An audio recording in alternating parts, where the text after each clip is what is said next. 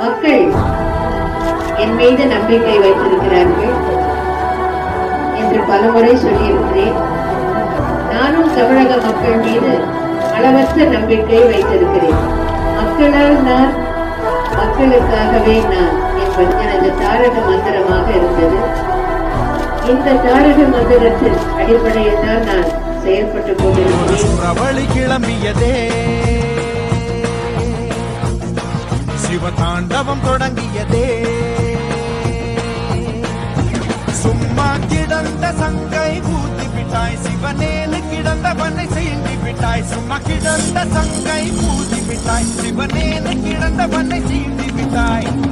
கோடீஸ்வரா அனுபவிப்பாய், கோடீஸ்வரா நீ அனுபவிப்பாய். ஒரு சுறவழி கிளம்பியதே